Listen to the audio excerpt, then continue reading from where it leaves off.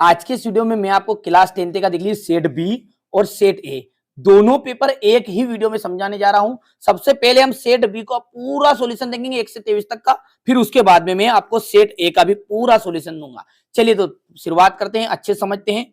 ठीक है, 23 तक के प्रश्नों का मिलेगा पूरा सॉल्यूशन। हिंदी के पद्य साहित्य का दूसरा काल है रीतिकाल। आलंबन और उद्दीपन का संबंध होता है विभाव से। नेताजी का जो चश्मा है पाठ की विधा है कहानी। सूरदास के जो गुरु है वो है वल्लभाचार्य। दो शब्दों का अपने विभक्ति चिन्हों को छोड़कर आपस में मिलना कहलाता है समास। माँ ने भोलानाथ के घावों पर क्या लगा दिया था, तो यहाँ पर माँ ने पीसी हुई हल्दी लगा दी थी। रघुकुल में भगवान राम के जमाने में देवता ब्राह्मण ईश्वर और भक्त इन सभी और पशुओं इन सबका वध नहीं किया जाता था। ठीक है, और अभिनय तत्व की प्रधानता दृश्य काव्य में होती है। प्रेमचंद जो है कथाकार है। बाल गोविंद भगत उन्हीं के अनुरूप उनकी मृत्यु हुई थी। चौराहा में दिगु समास है। गंतोक में 139 किलोमीटर की दूरी पर युमथांग था। ठीक है, इसके बाद में यहां से अगला है आत्मकथ्य। आत्मकथ्य जो है वो जयशंकर प्रसाद के द्वारा रचित थी। तीन वर्णों का जो मेल है वो आपका कहलाता है गण। और एकमात्र जो सहारा किसके लिए मुहावरा है, ये अंधे की लाठी, यानी अंधे की लाठी का जो आपका उत्तर होता है वो क्या है, एकमात्र सहारा। अलंकार को आभूषण बताया गया, यानी कि हम कहते हैं ना काव्य की जो आभूषण होते हैं, ठीक है, शोभा बढ़ाने वाला तत्व जो है उसे कहते हैं अलंकार। तो शोभा कौन बढ़ाता है, आभूषण से तुलना करिए। कैप्टन चश्मे वाला, कैप्टन चश्मे वाला का आपका आ जाएगा प्रतिमा पर चश्मा। साना साना हाथ जोड़ी इसका गाने वाला है यात्रा वृत्तांत। भोलानाथ अपने पिताजी को क्या कहकर बुलाते थे, तारकेश्वर नाथ। बरखा के बाद होते ही बाग में क्या नजर आए, बहुत सारे बिच्छू। शब्द की प्रथम शक्ति को क्या कहा जाता है, ठीक है, उसे कहते हैं अभिधा शब्द शक्ति। दिल्ली चलो ये नारा सुभाष चंद्र बोस ने दिया था। किस काव्य में पूर्वापर संबंध नहीं होता है, तो मुक्तक काव्य में। क्षितिज भाग 2 में संग्रहित सूर के पद कहां से लिए गए हैं, सूर सागर के भ्रमर गीत से। परशुराम के फरसे को देखकर लक्ष्मण भयभीत हो गए, बिल्कुल असत्य बात है, गलत बात है। रामचरितमानस महाकाव्य है, सत्य है। रस के 7 अंग है, असत्य बात है। यदि गद्य कव्यों की कसौटी है तो निबंध गद्य की कसौटी है, बिल्कुल सत्य है। क्रिया के वर्तमान काल में काम होने का पता चलता है, असत्य है। गंगा टोक मेहनत कश बादशाहों का शहर है, बिल्कुल आपकी ये राइट बात है। पद्य साहित्य से आप क्या समझते हैं, लिखिए। छायावाद की 2 विशेषताएं लिखिए। जय शंकर प्रसाद की 2 काव्यगत विशेषताएं, जल्दी जल्दी आप याद कर लेना। बाकी जो आपके बड़े बड़े क्वेश्चन है 3-3 4 नंबर को, उनका सोल्व मैं अभी आपको आगे वीडियो में करा रहा हूं। गोपियों के अनुसार राजा का धर्म क्या होना चाहिए, यहां से देखिए क्वेश्चन नंबर ये 9 है आपका। यहां से क्वेश्चन नंबर 10, ठीक है। 11 है अलंकार किसे कहते हैं, चौपाई छंद का उदाहरण देना है। गद्य किसे कहते हैं, नाटक और एकांकी में 2 अंतर बताना है। राम वृक्ष बेनीपुरी की 2 रचनाएं बतानी है, यहां से देख लीजिए। भगत की पुत्र वधु अकेला उसे क्यों नहीं छोड़ना चाहती थी, शब्द शक्ति किसे कहते हैं। भोलानाथ अपने साथियों को देखकर सिसकना क्यों भूल जाता है, यहां से आपका ये क्वेश्चन नंबर 18 है।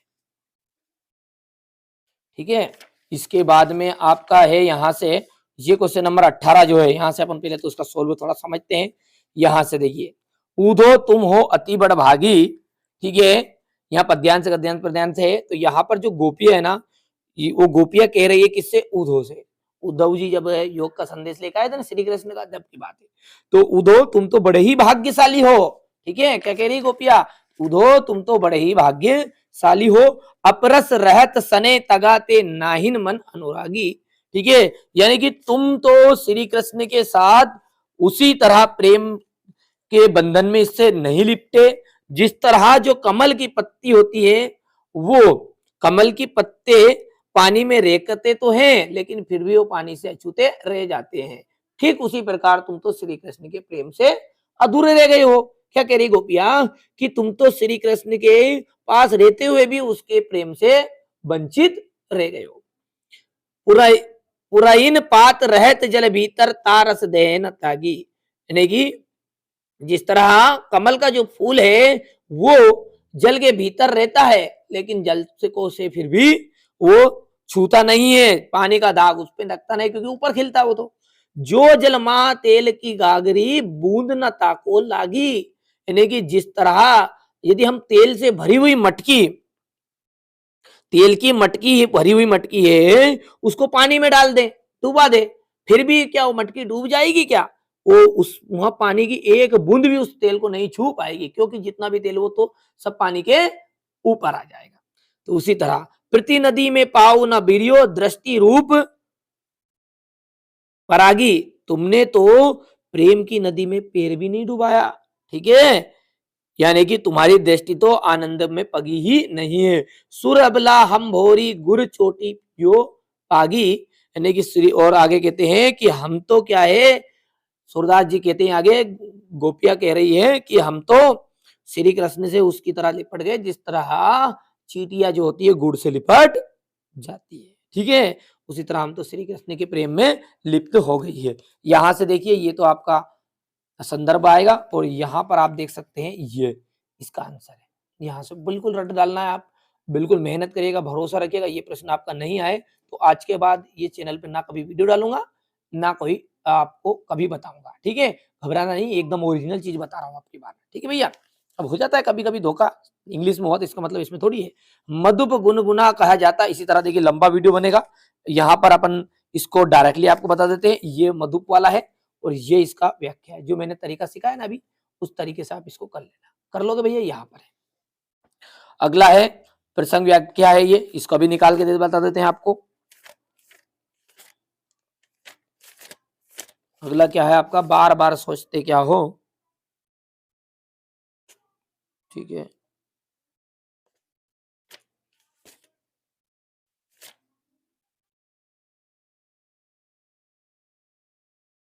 तो देखिए यहाँ पर ये बाल गोविंद भगत वाला है, तो इसको आप मैंने जो बताया ना अभी, उसी तरीके से आप इसको कर लेना, ठीक है। चलिए यहाँ पर देख लीजिए, ये है आपका, और अगला इसी के पीछे नीचे क्या है, भादो वहां अंधेरी, ठीक है। तो ये क्या है आपका, इसको भी ढूंढ के लिख लेते हैं अपन।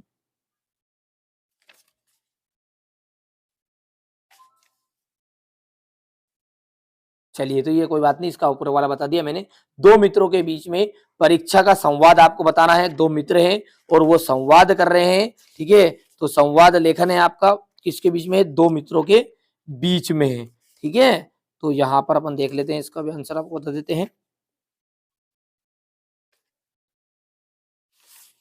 और इसी के नीचे क्या है, कोई सी भी एक पसंदीदा, जैसे ये संवाद है ना, यहाँ पर मैं बता रहा हूँ आपको, यहाँ पर जैसे ये आतंकवाद, ये भाई इंटरनेट के ऊपर से भाई बहन में संवाद है ना, जैसे ये श्याम आज कक्षा में इंटरनेट के बारे में बताया, वास्तव में इंटरनेट तो बहुत कमाल की चीज है। हाँ भैया, हमें भी बताओ नहीं इंटरनेट क्या है, राधा बहन इंटरनेट। इसी तरह आपको यहाँ पर दो मित्रों के बीच में परीक्षा संबंधित संवाद आपको लिख देना है, ठीक है, कि यार यार तुमने अच्छी पढ़ाई कर ली, ये न वो इस तरह का, ठीक है। अब यहाँ पर देखिए नीचे का है, काव्यांश मानव का कारण ही मानव के प्रति उदार हो उठना केवल मानवता के लिए लज्जाजनक नहीं वरन अनुचित भी है। देखिए यहाँ पर क्या है, इसका अर्थ कि मानव का बिना कारण से ही किसी दूसरे मानव के प्रति गुस्सा लाना, क्रोध लाना मानवता के लिए लज्जाजनक है, वरंतु क्या गलत भी है। वस्तुतः यथार्थ मनुष्य तो वही है जो हमेशा दूसरों का आदर करना जानता है, जो दूसरों का हमेशा सम्मान करता है, ठीक है, और कर सकता है। केवल इसलिए नहीं कि मनुष्य बुद्धिहीन है, वहां दरिद्र है, किसी में थोड़ा बहुत कम दिमाग है, कोई बच्चा पढ़ने में कमजोर, तो इसका मतलब ये नहीं कि उसकी बेइज्जती कराए जाओगे आप, ठीक है। हर बच्चा टॉपर है अपने अपनी फील्ड में, ठीक है, आप भी टॉपर हो। अब पढ़ने में नहीं होंगे तो क्या हुआ, दूसरी चीजों में होंगे, ठीक है। दरिद्र वहां रहना, कोई बच्चा गरीब है, इसके लिए उसकी उपेक्षा नहीं कर सकते, हम उसके साथ उपेक्षा का पात्र नहीं होना चाहिए। मानव तो इसलिए सम्मानजनक होना चाहिए कि वह मानव की क्या है, भगवान की सबसे श्रेष्ठ रचना है, ठीक है। तो ये था आपका, इस तरह से आपतित गद्यांश आएगा आपका एक, और आपतित गद्यांश से भी मैं आपको बता देता हूँ। यहाँ से देखिए ये इसका आंसर है, यहाँ से ये कर लो भैया पूरा कंप्लीट। चलिए अगला देखते हैं, और अगला क्या है क्वेश्चन आपका, यहाँ से काव्यांश है ये, और इसके पीछे काव्यांश रहता है, अपन को अपने को पता है कि अपठित गद्यांश क्या नीचे रहता है काव्यांश से।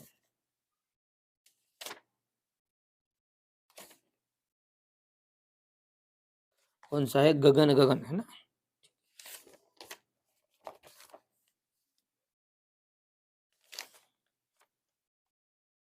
चलो ये नहीं मिल रहा है इसमें, तो आप दूसरा कर लेना, ठीक है। और ये उसको ऊपर वाला कर लेना है। अब अपनी परीक्षा की छात्रवृत्ति प्राप्त करने के लिए, ठीक है, छात्रवृत्ति की अवकाश देनी है अपने इसको। छात्रवृत्ति प्राप्त नहीं हुई इस बारे में प्राचार्य को आवेदन पत्र लिखिए, ठीक है। तो ये जो छात्रवृत्ति है, शुल्क मुक्ति बोल सकते हैं आप, ठीक है। और छात्रवृत्ति दोनों एक ही चीज है। तो आप छात्रवृत्ति की कर लेना कंप्लीट। परीक्षा की तैयारी जानते हुए अपनी माता जी को एक पत्र लिखना है। और यहाँ पर आप कोई सा भी एक पत्र लिख सकते हैं। और यहाँ पर अंत में निबंध पर एक रूपरेखा लिखनी है। तो ये मैंने आपको क्लास 10th का हिंदी का जितना मेरे को सॉल्यूशन मिला जल्दी जल्दी, ठीक है। लेकिन दोनों पेपर करने पड़ेंगे। चलिए, आप जिनको भरोसा है वो कर लेना, ठीक है। विश्वास रखिए। इंग्लिश का पेपर थोड़ा सा रॉन्ग चला गया है, पर कोई दिक्कत नहीं। उद्धव ने गोपियों को क्या संदेश दिया? योग साधना का। छायावाद के जो प्रतिनिधि कवि है वो क्या है? जय शंकर प्रसाद है। संचारी भावों की संख्या 33 है। कितनी संचारी भावों की संख्या? 33, ठीक है। यदि गद्य कवियों की कसौटी है, यदि गद्य क्या है? कवियों की कसौटी है, तो यहाँ कथन किसका है? आचार्य जी का है। नेताजी का चश्मा पाठ की विदाई कहानी। मन्नू भंडारी ने किस व्यवहार से तंग आकर प्रिंसिपल को ने अपने उनके पिता को बुलवाया? आंदोलनकारी। रिक्त स्थान। कवि ने के सरल स्वभाव के कारण हमेशा मित्रों ने उन्हें धोखा दिया था। भोलानाथ और उनके साथी चूहों के बिल में को लचने लगे। मन्नू भंडारी का जन्म मध्य प्रदेश के भानपुरा गांव में हुआ था। छंद जो है वो दो प्रकार का होता है। सुर की भक्ति दास भाव की होती है। बाल गोविंद भगत कबीर के गीतों को गाते हुए ही उनके आदर्शों पर चलते थे, ठीक है भैया। चलिए अगला देखते हैं। कामयानी जो है आपका एक महाकाव्य है, ठीक है। सूर के पद यानी कि सूरदास। उत्साह की बात करें तो निराला आपका आ जाएगा उसमें। निराला जी की रचना की बात करें तो अट नहीं रही, उन्होंने कविता के 4 लाइन लिखी थी। राम लक्ष्मण परशु संवाद तुलसीदास जी की रचना है। आत्मकथ्य के जो कवि है वो है आपके जयशंकर प्रसाद। आत्मकथा कविता पहली बार हंस पत्रिका में प्रकाशित हुई, बिल्कुल सत्य बात है। बाल गोविंद भगत के गीतों में प्रभु मिलन का भाव होता था, सत्य है। जॉर्ज परचम की नाक में सरकारी तंत्र का पर व्यंग किया गया है, सत्य है। रामचरितमानस एक खंड काव्य, असत्य है। एकांकी में 4 अंक होते, बिल्कुल सत्य बात है, ठीक है भैया। थोड़ा सा बड़ा कर लेते नहीं, अच्छे से दिखेगा। देखो हो गया इतना। और जहां दोनों पद प्रधान हो वहां दिग्गु समास होता, असत्य बात है, ठीक है भैया। यहाँ पर देखो सूरदास भक्ति काल के किस शाखा के कवि है? कृष्ण भक्ति शाखा के कवि है। रामचरितमानस का प्रमुख छंद कौन सा? चौपाई छंद है। आधुनिक कविता हिंदी गद्य का विकास किस युग में प्रारंभ हुआ? भारतेंदु युग में। आत्मकथ्य कविता के कवि मधु का प्रयोग किसके लिए किया है? स्वयं के लिए। रीति काल का समय कब से कब तक माना जाए? यहाँ से आपके क्वेश्चन आंसर शुरू हो गए हैं, बढ़िया से आप कंप्लीट करना है, ठीक है। दोनों तरह के पेपर का सॉल्यूशन मैं आपको प्रोवाइड करा दूंगा। तुलसीदास जी की 2 काव्यगत विशेषताएं लिखिए। सूर्यकांत त्रिपाठी निराला का साहित्य में स्थान लिखिए। उद्धव के व्यवहार की तुलना किन किन से की गई है? परशुराम के क्रोध पर करने पर धनुष ने लक्ष्मण सॉरी परशुराम के क्रोध करने पर लक्ष्मण ने धनुष टूट जाने के लिए कौन सा तर्क दिए? ठीक है।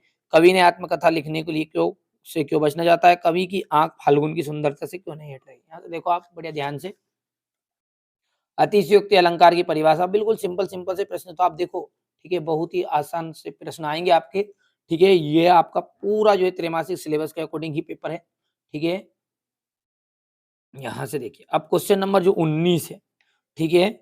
यहाँ पर देखो हो गया ये। दीपावली पर एक माँ और बेटे के बीच में संवाद बताना है, ठीक है। अब दीपावली पर माँ और बेटे के बीच में आप संवाद बताओ ना, तो यहाँ से आप संवाद कर लेना, ठीक है। मैं बता देता हूँ आपको, दीपावली के ऊपर से है ना। जी बेटा बोल रहा है माँ दीपावली कब आएगी? बेटा दीपावली तो कार्तिक माह में आएगी। यहाँ कितने दिन का त्योहार होता है माँ? बेटा ये तो 5 दिन का त्योहार होता है। पहले दिन क्या होता है? बाकी जो आप करोगे पूरा पढ़ोगे जिसमें याद हो जाएगा, ठीक है। ये आपको कर लेना है, ठीक है, अब अगला समझ लेते हैं। नात निम्नलिखित पद्यांशों के संदर्भ और भावार्थ लिखना है। नात शंभु धनु भंज निहारा, होय हूँ केहू एक दास तुम्हारा, आयसु कहा कीन किन मोही, सुन रिसाय बोले मुनि कोई। ध्यान से समझिएगा प्रश्नों को, यही पे याद करा दूंगा। ठीक है, नाथ शंभु धनु, यहाँ पर देखिए जब परशुराम जी बहुत ज्यादा क्रोध हो रहे थे ना, आप सब जानते हैं कि राम भगवान ने धनुष तोड़ दिया है, हर बच्चा जानता है। अब जैसे राम भगवान ने धनुष तोड़ा तो परशुराम को पता चला गया, चल लग गया, तो वो बहुत क्रोधित हो गए कि हाँ शंकर भगवान का धनुष किसने तोड़ दिया। तो यहाँ पर देखिए अब राम भगवान समझा रहे, उन्हें कह रहे कि भगवान सॉरी परशुराम जी का जो क्रोध देखकर भगवान राम कहते हैं कि नाथ, जो शिव जी का जो धनुष तोड़ा है वहां कोई एक दास आपका ही होगा, यानी आपका कोई एक दास है जिसने ही शिव जी का धनुष तोड़ दिया है। आइए सु कहा कीन कर्म हुई, यानी आप मुझे बताइए उसके लिए क्या आदेश है। ध्यान समझो क्या कह रहे हैं भगवान राम कि जो शिव जी का जो धनुष तोड़ा है, भगवान राम किनको कह रहे हैं? परशुराम जी को कह रहे हैं, हे भगवान कि जो शंकर भगवान का जो धनुष तोड़ा है वो कोई आपका एक दास होगा जिसने तोड़ा है, आज्ञा कीजिए उसके लिए कौन सा आदेश है। ऐसी बातें सुनकर जो मुनि क्रोध में बोले, क्रोध भरी अग्नि से बोले कि सेवक जो करे सेवकाई, कर अरि कर नी करी करही लड़ाई। ठीक है, सेवक तो वो होता है जो हमेशा सेवा कर देता है, इसने तो शत्रु का काम किया है इसलिए लड़ाई के लिए तैयार हो जाए। सुनो राम जेही शिव धनु तोड़ा, सुनो राम जिसने भी शिव भगवान का धनुष तोड़ा है ना, वहां सहस भाव सम रिपु मोरा, वहां सहस्त्र भाव की तरह मेरा शत्रु है। ठीक है, 4 सब लाइन का समझ में आया? मैंने आपको कहा है कि पूरा याद कराऊंगा, ध्यान समझो। आप भावार्थ आप कोई सा भी याद करो तो इस तरीके से करना। ठीक है, बिल्कुल क्लास 10th की पूरी तैयारी कराएंगे, त्रैमासिक का जो पेपर है।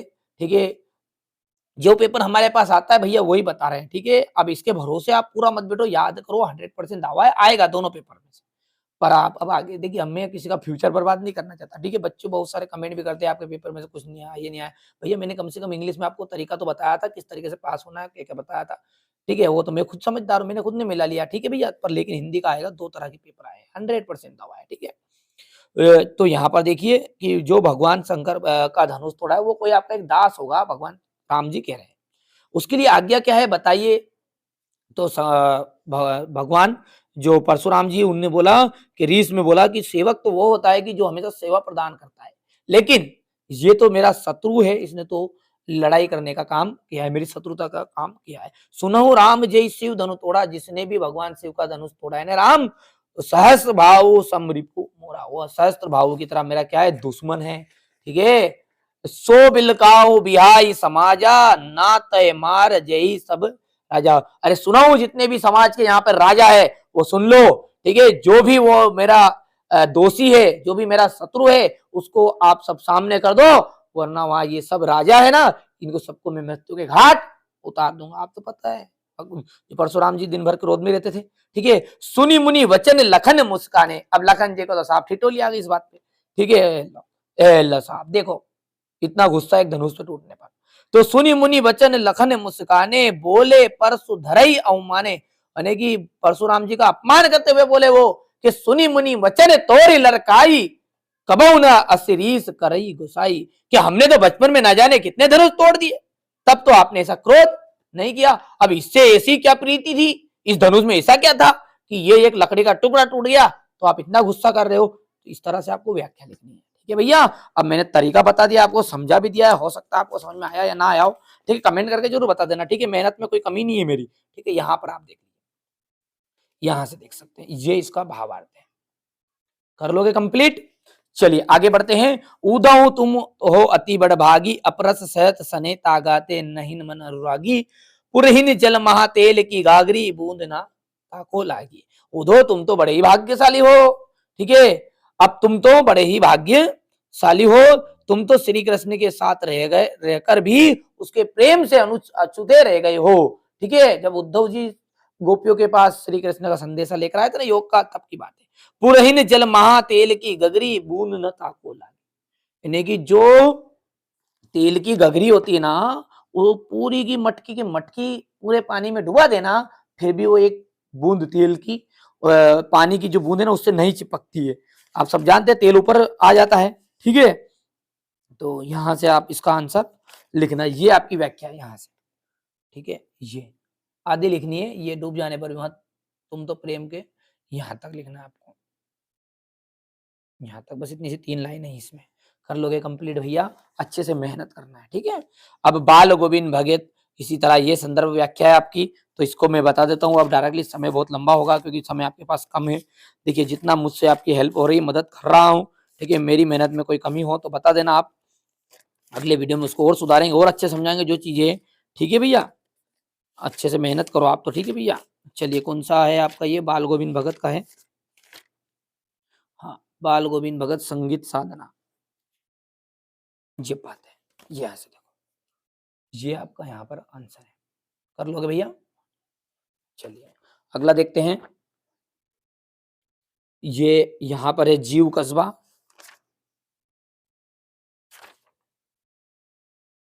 ये जीप कस्बा, ये वाला है, ठीक है, कर लोगे, अच्छे से ध्यान से देखना और अच्छे से समझना आपको तो। अब क्वेश्चन नंबर जो 21 है उसमें देखिए, मनुष्य का जो जीवन है ना बहुत संघर्ष में होता है, उसे पग पग पर कठिनाइयों का